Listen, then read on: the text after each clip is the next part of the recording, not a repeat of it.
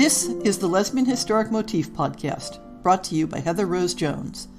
The show looks at lesbian and sapphic themes in history and literature, and historical fiction with queer female characters, including fantastic versions of the past. We present research, interviews, news of the field, book listings, and original historical fiction for your enjoyment. For even more historic research, check out our blog.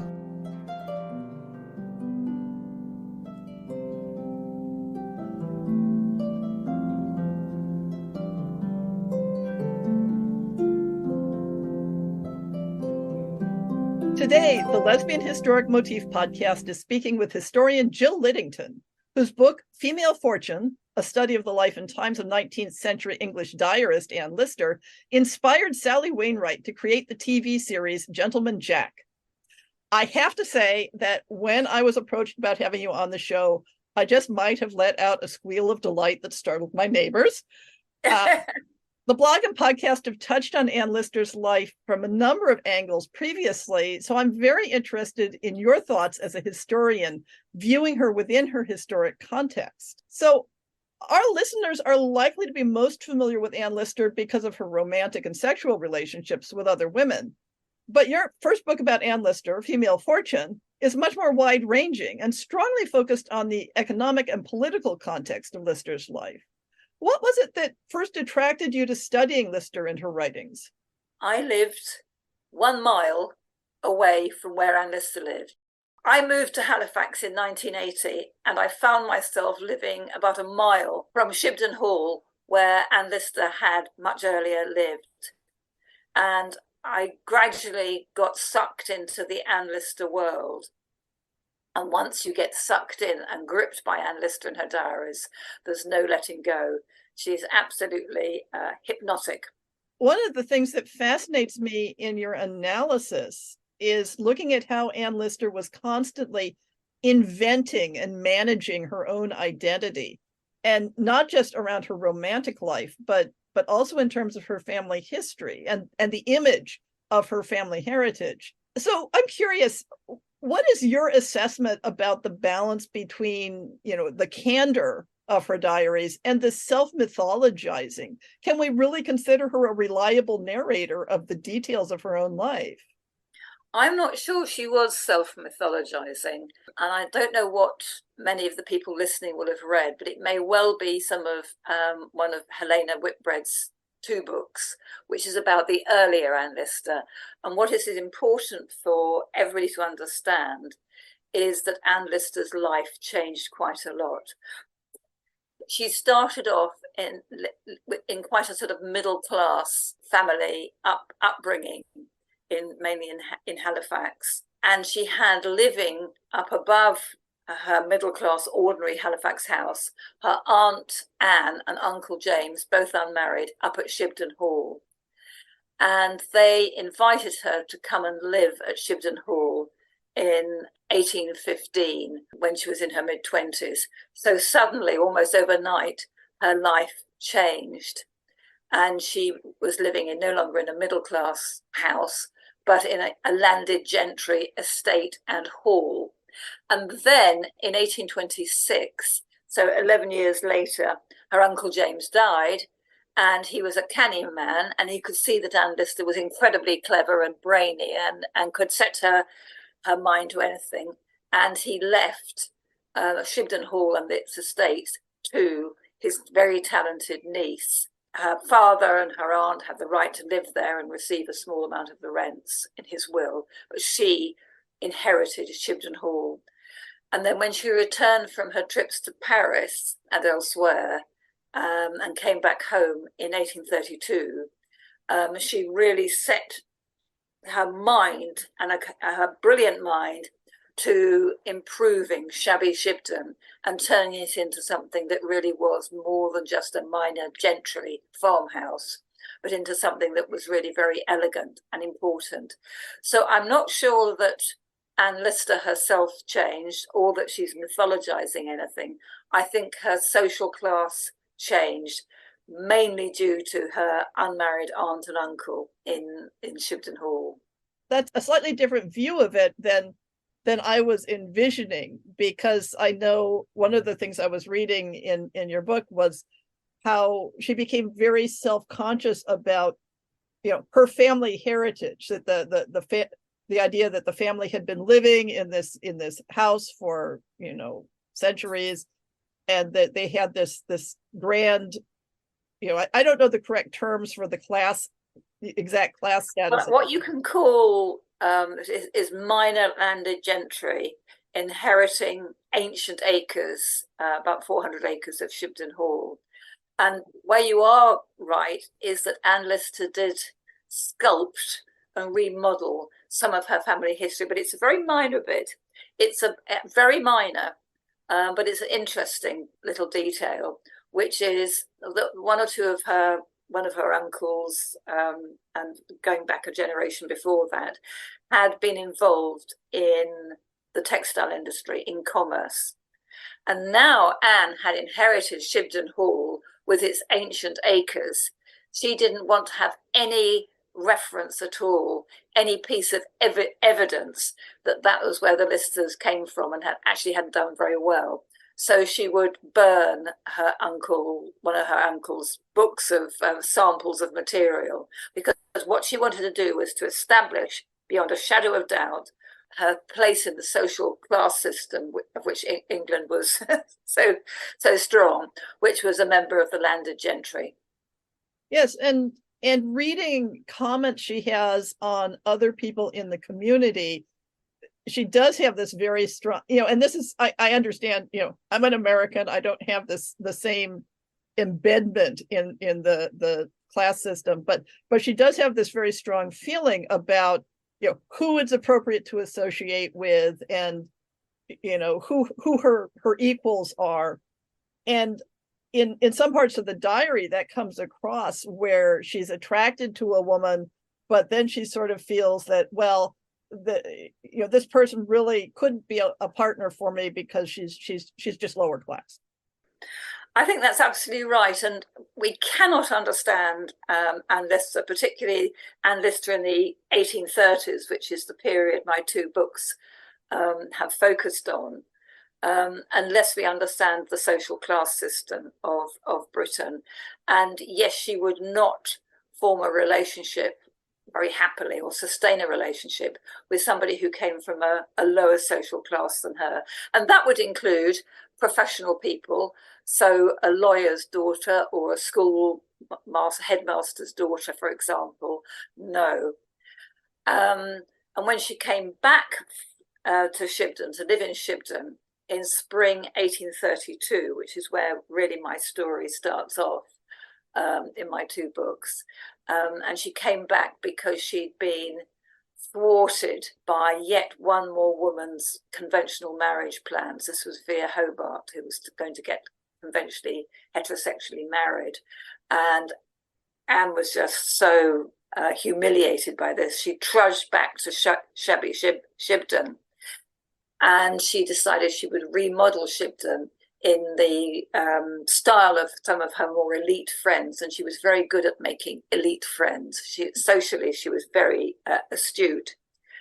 And she looked around the Halifax area as to who might be a possible life partner, because she too, like Vere Hobart, wanted a life partner. And her eyes lit on young Anne Walker, who was about a dozen years younger than her, and lived on the same side of Halifax. Have you been to Halifax? I have not. Oh, do come. I may make a little pilgrimage next year when I'll be in Glasgow for the World Science Fiction Convention. So, right. Well, it's only a few hundred miles south of Glasgow. Shibden Hall is about a mile out of Halifax, higher up, and then Anne Walker's estate, called the Crownest Estate at Lightcliffe, was about another mile or so further out of Halifax, and it was larger. It had more tenants. Anne Lister did not inherit many tenants. It had more tenants, and its rentals, the rents paid regularly by the Crownest Estate tenants, was far larger than Anne Lister's income from her estate. So she could see Anne Walker, this younger woman in her late 20s, living on her own on the edge of the Cronest estate with only an elderly aunt for company. Her parents had died. Her brother had very recently died, and her sister had married a Scotsman who lived as far further north in Scotland than Glasgow. So she was very isolated. And Anne Lister didn't waste a minute. She just set about wooing wealthy neighbouring heiress Anne Walker. And after wooing, seducing. And after seducing, marrying. And that takes us to 1834, which is probably the sort of pinnacle incident in female fortune. Uh-huh. And I understand that your new book is then focusing very much on the relationship, the marriage that they had. Do you want to talk about that a bit more? Yes, absolutely. Well, in both books, I've focused quite a bit on the coded sections, that is, the sections about mainly passages about Anne Lister's romantic and sexual relationships, mainly with Anne Walker, as well as how she ran her estate and politics and so on, and likewise in As Good as a Marriage. So Anne Lister and Anne Walker got married as far as they could as two women at a little church near York Minster in the centre of York called Goodram Gate, and that was at Easter 1834. It was obviously a private ceremony. Nobody else would recognise it as marriage. It wasn't recognised as marriage by either the church or the state, but to Anne Lister and to a large extent Anne Walker, it was as near as they could get to a lesbian marriage. To begin with, when Anne Walker moved, she left her Cronest house, her home, and moved a mile or so to go and live at Shibden Hall with the Lister family. That's Anne's elderly father, her elderly aunt, and her very irksome sister, younger sister, Marianne. So from autumn 1834 till autumn 1836, they were all there together with the servants serving the Lister family. And then in May 1836, their father died, quite elderly. Almost very soon afterwards, almost immediately afterwards, Anne Lister ensured that her sister Marianne, who was so irksome, would no longer live at Shibden. I won't say she was banished, because that's a harsh word, but her sister Marianne departed and never returned. And then a month or two after that, in autumn 1836, her beloved aunt Anne died too. She's quite elderly. So essentially, from the autumn 1836 onwards, Anne and Lister and Anne Walker were living as a married couple in Anne's eyes on their own at Shibden with just the servants. And what I try and examine in As Good as a Marriage was it as good as a heterosexual marriage, and what were heterosexual marriages like in the early 19th century England? Yeah, and that's a key element, because people who read historic romance novels get a very skewed view of what typical marriages were like, and especially in the early 19th century, which is a very popular setting. And you know, the very much the focus on, you know, love and romance and attraction, you know, is not the baseline for heterosexual marriage at that time. And so when you're comparing the marriage of two women to you know, the marriage of a man and a woman, you can't compare it to the fiction. Absolutely.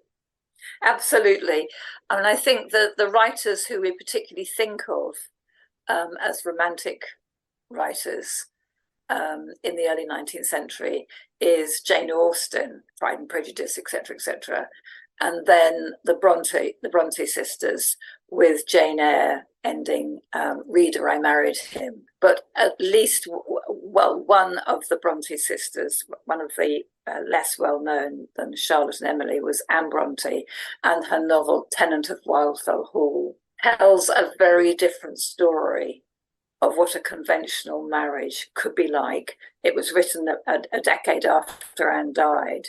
So it's a little bit later, but not significantly later. And it tells a bitter, harsh portrait of a conventional heterosexual marriage where the man, the husband, possessed all the power, and the woman's space for freedom or decision making or making powerful decisions was minimal.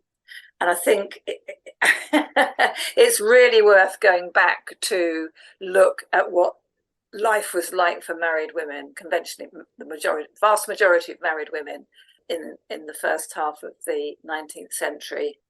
Divorce was virtually impossible.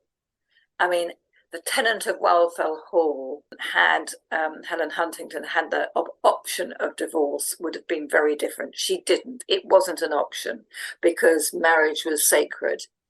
There was the only tiny little legal empowerment for married women was the Infant Custody Act in the 1830s, that if you separated from your husband, you could have custody, possession of your child while they were still an infant, and that was well fought over. But things like married women's property rights or divorce laws, let alone votes for women, was way into the future, and that's the context. It's the context of the tenant of Wildfell Hall that we have to situate Anne and Anne's very unconventional marriage in, I think. So we have a context in which marriage is about property. It's about setting yourself up for the structure of your life. For heterosexual marriage, it's about producing heirs for your family. And now you have two women entering into a marriage that was very much a social and economic contract, but without that legal framework that would bind them together if things didn't work out. I think that's right. In a sense, in a way, gave them, or certainly gave Anne Lister certain freedoms, because male homosexuality, as you probably know, was already framed within some sort of legal constraints, and those would get harsher with the 1885 legislation. But it was still the only example I know of from Halifax, from about this period, a little bit later, of a male homosexual. He was blackmailed by his valet, and it came to court, etc., and was very nasty. Whereas there was no legal restrictions or legal recognition of Anne and Anne's lesbian relationship, unlike heterosexual marriage, which was all fenced around with all manner of conventions and so on and so forth. So they did ironically live in a space that was legally quite free, but they had to be very careful. They were very careful how they dressed, and Walker would always dress in a very feminine way, and Lister less so, but she never dressed like a man. She never, ever cross-dressed. She always dressed very respectably.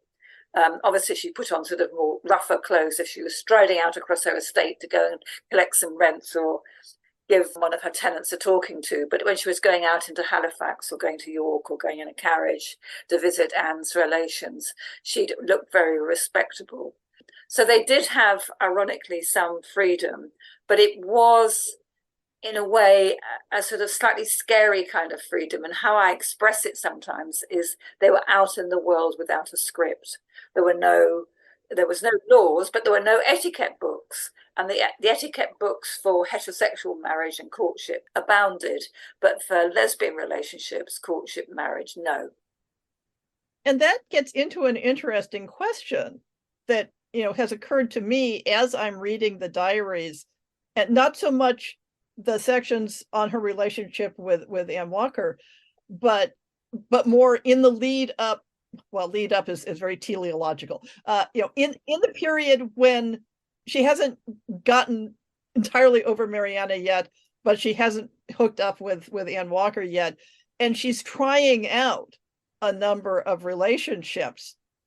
And in those coded entries, we see a pretty extensive network of women that she she flirted with, she courted with. She made reference to having had, intimate relationships with them. And I think this is a fascinating paradox of history, that we know more about male homosexuals in the historic record because it was illegal. But because we have this very unfiltered internal view of Anne's everyday life, we can see that she's not unique. She's not isolated. She is encountering many women who either overtly or through, sort of coded speech indicate that they are in or interested in female same-sex relationships. And I think that is one of the wonderful things about the diaries, is it gives us this glimpse in how Anne was not special and unique.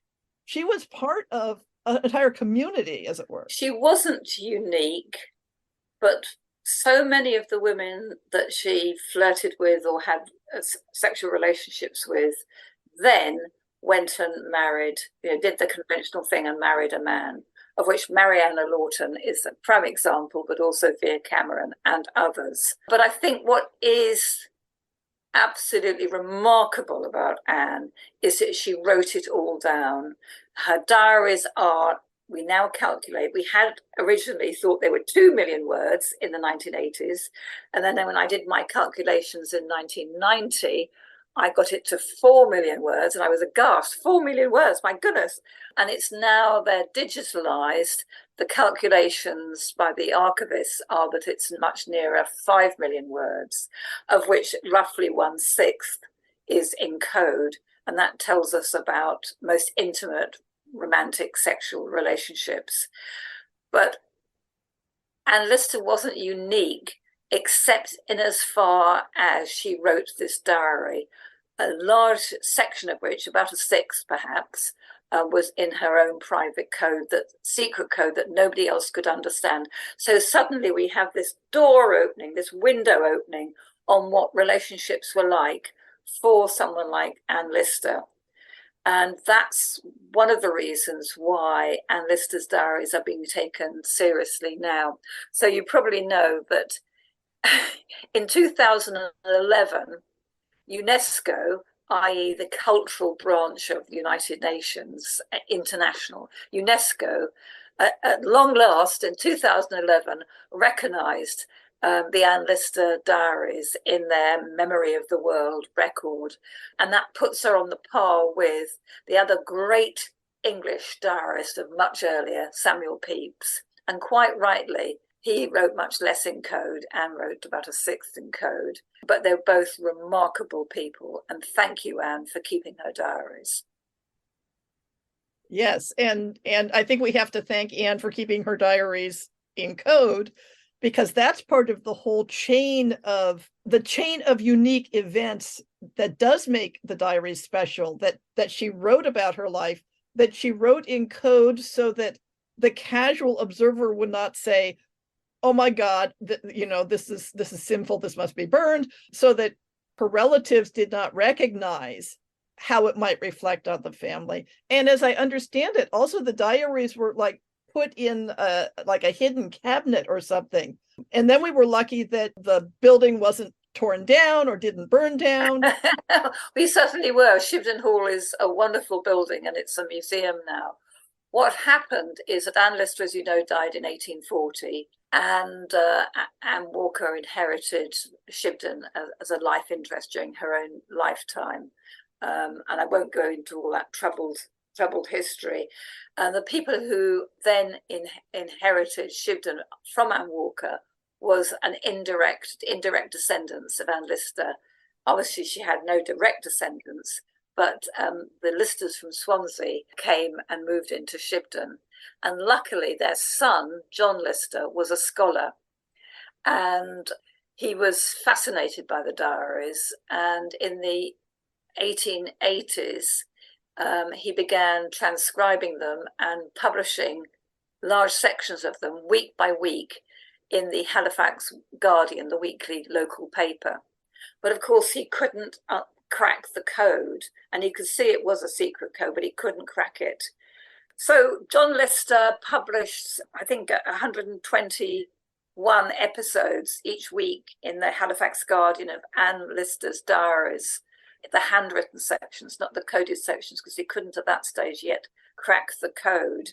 And he was very interested in politics, and he starts off with the 1837 general election and how Anne doorstepped their tenants to persuade them to vote blue. John Lister was really puzzling over this secret code, and he was working with a fellow scholar locally called Arthur Burrell, who was a Bradford antiquarian. John Lister was a Halifax antiquarian. And much later, after John Lister's death, so we're now way ahead into the 1930s, Arthur Burrell wrote to the Halifax librarian, and this is what he wrote. Up to that time, we knew nothing of the coded alphabet. I distinctly remember taking a volume of the diaries back to Shibden and telling Mr. Lister that I was certain of two letters, H and E. We then examined one of the boxes behind the panels, and halfway down the collection of deeds, we'd found on a scrap of paper these words, "In God is my." We at once saw that the word must be hope, and the H and E corresponded with my guess. The word hope was in code. With these 4 letters almost certain, we began very late at night to find the remaining clues. We finished at 2 a.m. in the morning. And he goes on. The part written in the code turned out after examination to be entirely unpublishable. Mr. Lister was distressed, but he refused to take my advice, which was that he should burn all 26 volumes. He was, as you know, an antiquarian, and my suggestion seemed sacrilege, which perhaps it was. And then he ended how the coded passages presented, and I quote again, an intimate account of homosexual practices amongst Miss Lister and her many friends. And, Arthur Burrell added, this very unsavoury document contains evidence that these friendships were criminal. They weren't criminal because the law didn't touch lesbian relationships. There'd been an attempt in just after the First World War, but the law didn't touch them. So Arthur Burrell was misleading there. But I think what that passage from Arthur Burrell writing to the Halifax librarian, years later, decades later, and indeed after John Lister's death in 1933, is what a struggle it was to decode Anne Lister's coded passages and how startling it was. I think this happened in 1892, so that's only 7 years after the 1885 Criminal Law Amendment Act, which further criminalised male homosexual activity. And in all likelihood, John Lister himself was a homosexual. So the whole atmosphere was very tense. And there was a feeling, a belief, a fear that homosexuality was somehow inherited and it would taint the Lister genes. So the whole thing was very, very fraught. And we don't get any work on the coded sections of the diary till after the Second World War. And if I'm remembering correctly, somebody has set up a crowdsource for people to help with the decoding, where you can take a scan of a page and do your bit to help transcribe the coded sections. Is that still going on? Yes, they're called the Code Breakers, and it's organised by West Yorkshire Archives Service, the Halifax branch of it, and they're working very assiduously, and it's very hard work on both the coded sections and, of course, the main handwritten sections. And those, in a way, are even more difficult to transcribe because A, Anne Lister's handwriting wasn't very legible when she was writing in a hurry, and B, she abbreviated everything. So Halifax comes out as Hooks, HX, and Anne Walker as A-. and Mariana Lawton as M dash, and so on and so forth. And unless you live in and around Halifax, the number of local place names and people's names is completely baffling. But they're making a good go of it, and more power to their elbow. Yes, the dealing with archives and handwritten records is amazing, mentally backbreaking work. My mother transcribed and edited my great-great-grandfather's diaries from the American Civil War.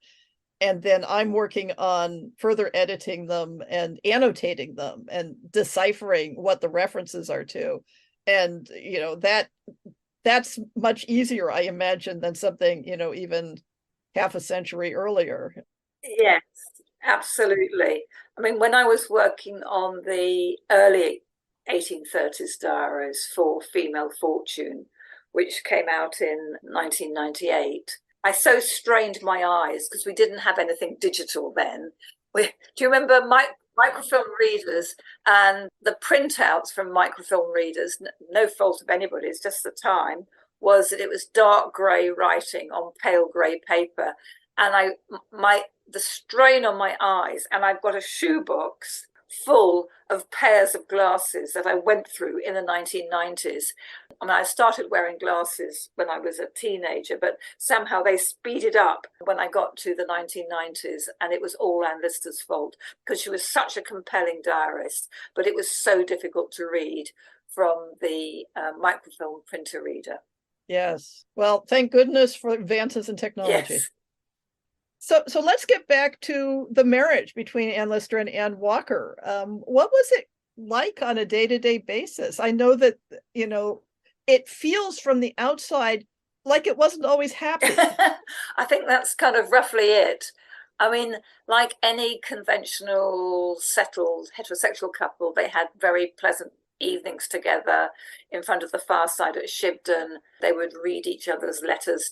They'd read books together. They'd read the newspaper and read little or big bits out to each other. They'd write their diaries because Anne Walker was writing a diary right through this period. We've only discovered one small volume of it from the early 1830s, but hopefully we'll discover the rest.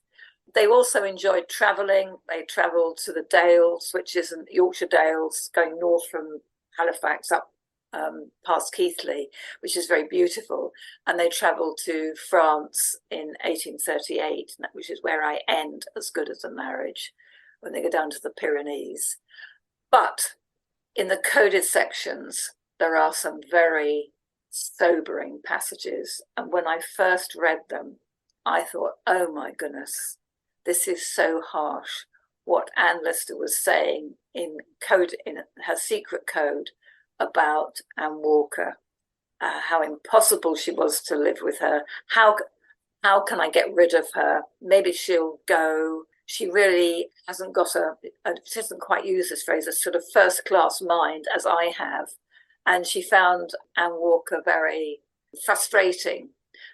There were silences at meals, which is a really awful thing. Not that you want to talk the whole time during meals, but you don't want the whole thing to be silent.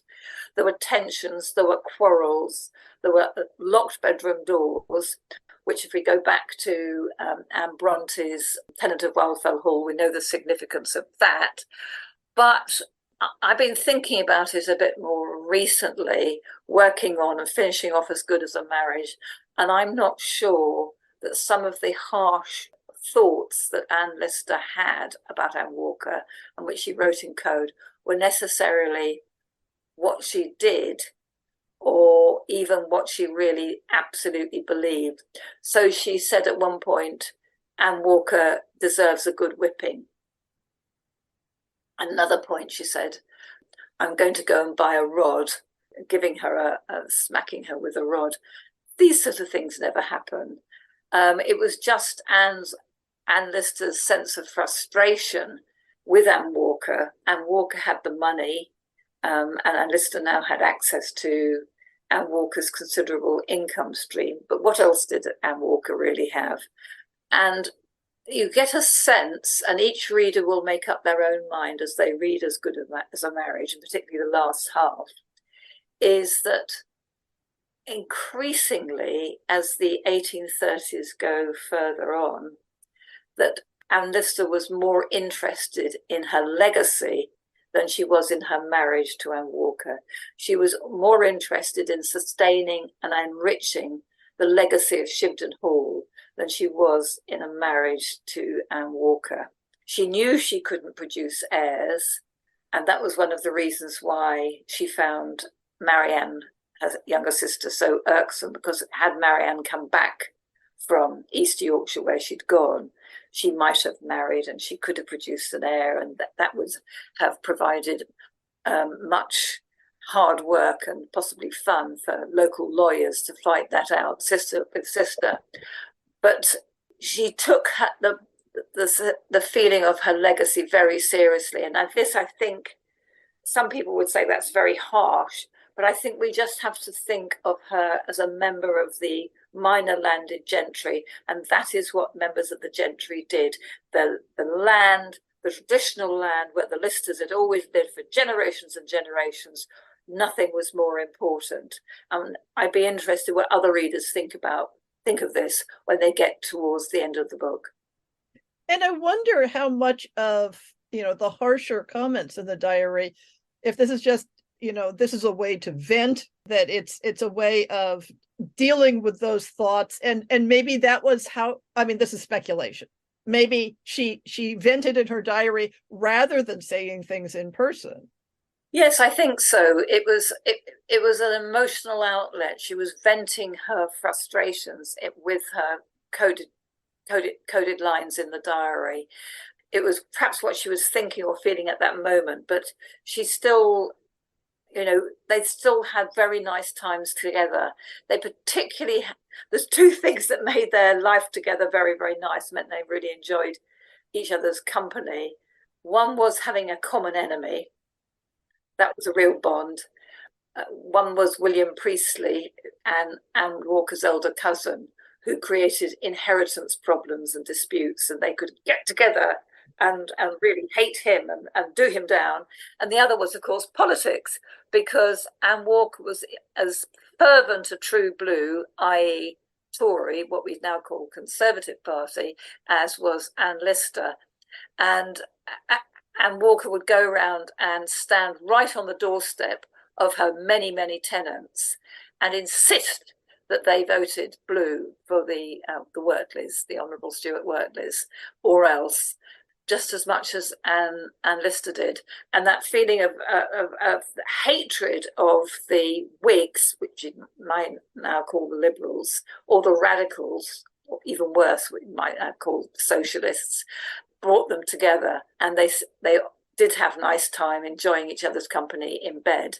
But this friction underneath is always there as we get into the late 1830s, particularly when they were at Shibden, because after breakfast, Anne would stride out.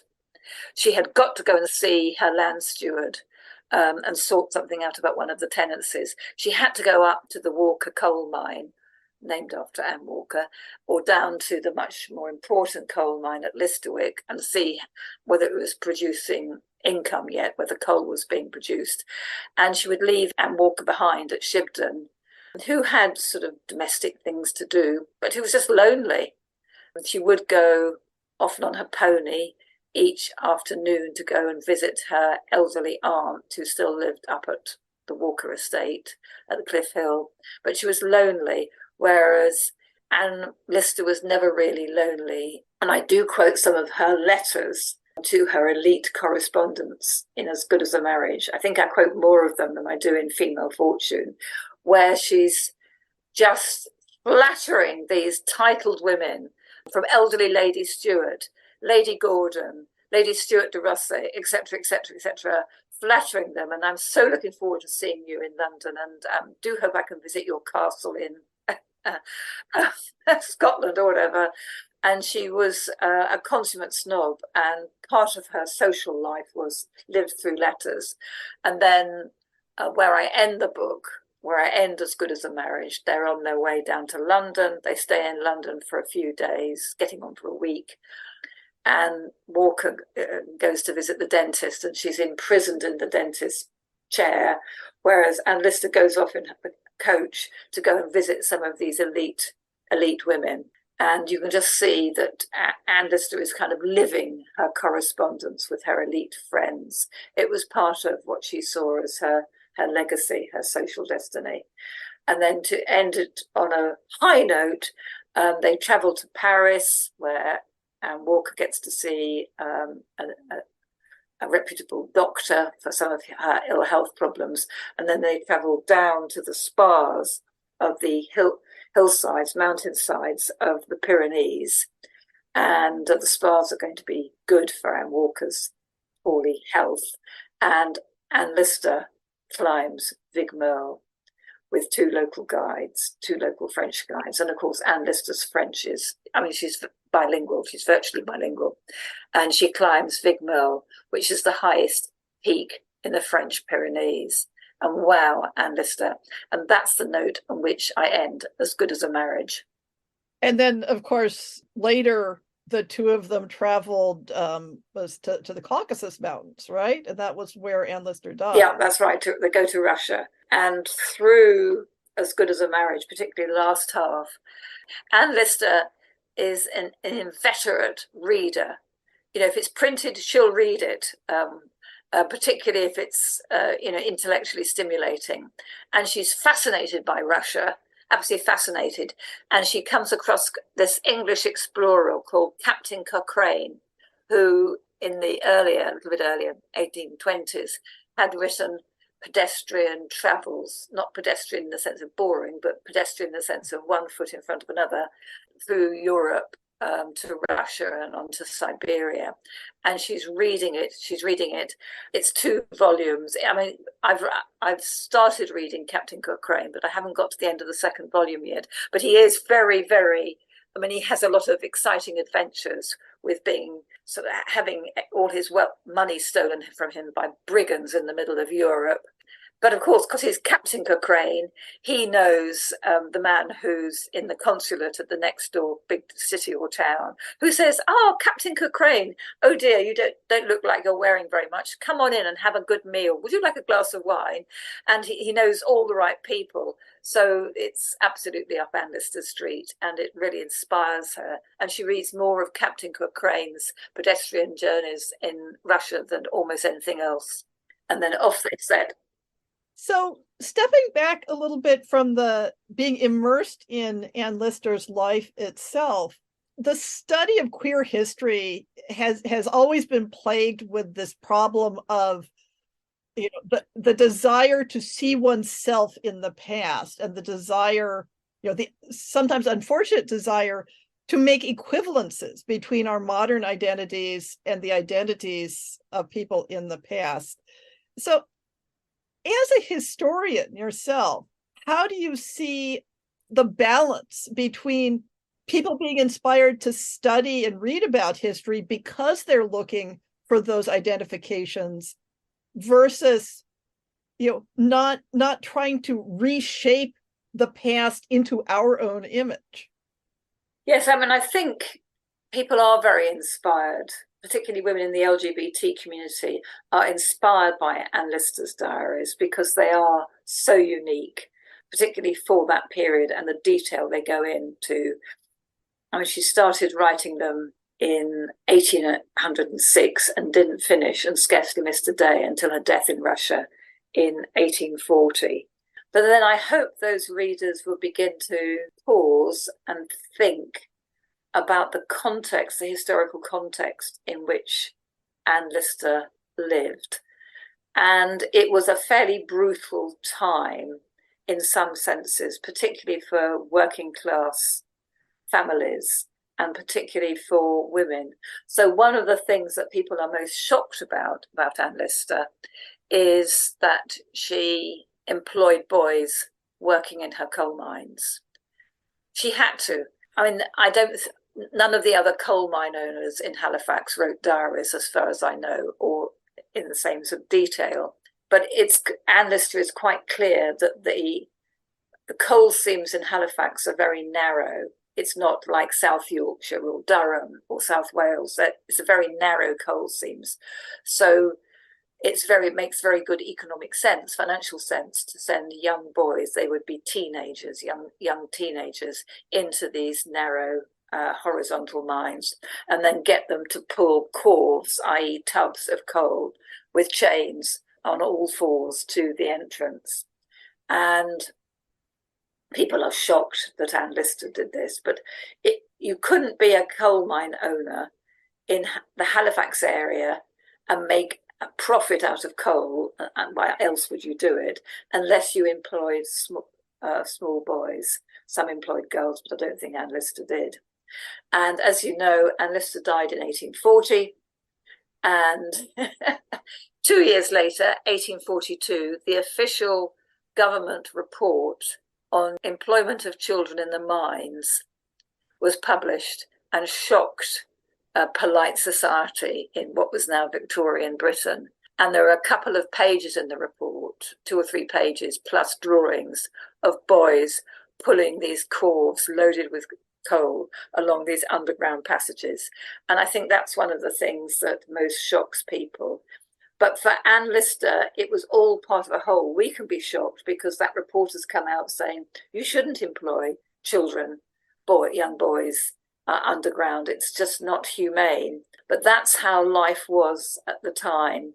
And the room for manoeuvre for working class families, the employment opportunities, particularly for girls, what was there apart from being a domestic servant, were very, very limited.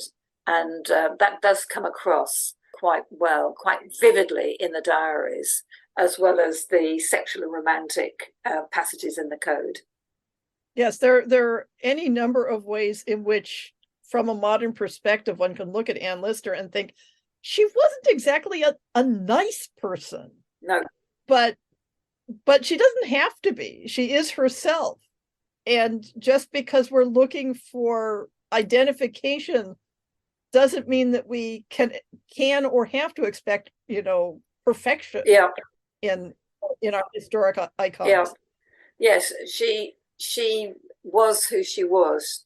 She was a fearless intellectual, an incredibly adventurous traveller, and above anything else, she was a magnificent diarist. She is up there in UNESCO's eyes, i.e. international eyes, with Samuel Pepys, who's the best known of English diarists, I would think it's fair to say. And we see it all, warts and all, glory and all, in the 1830s in Female Fortune and As Good as a Marriage. So I hope people listening would like to read one or both of those. And that sounds like a great place to wrap up this interview. So for people who want to know more about your research and your books, where would they find you online? Just go to Google and type in Jill Liddington. And unlike a lot of people, there seems to be nobody else called Jill Liddington. And what you will have is the top line is all about Anne Lister. And I think you'll find it's quite useful as an introduction. So I have a web page called Anne Lister Audiovisual. And thanks to MUP, my publisher, we've got a 5-minute author video, MUP author video. And if anybody wants an easy place to start, and have got a spare 5 minutes and maybe a cup of tea or a glass of wine, that's where I suggest you start and enjoy watching. And I will put a link directly to that in the show notes. So thank you so much, Jill Liddington, for spending your time with the Lesbian Historic Motif Podcast. Well, thank you very much, Heather, for your interesting questions. It's given me reason to think, and I hope that everybody listening will enjoy it as well. I'm sure they will.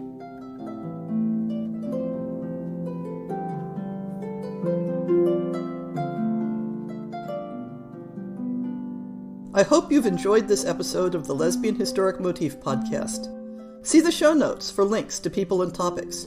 Most shows will have a transcript linked as well. If you have a book announcement, a topic suggestion, or might like to appear on the show, please drop me an email. If you enjoyed this podcast, please rate it and subscribe on your favorite podcast app, and consider supporting our Patreon.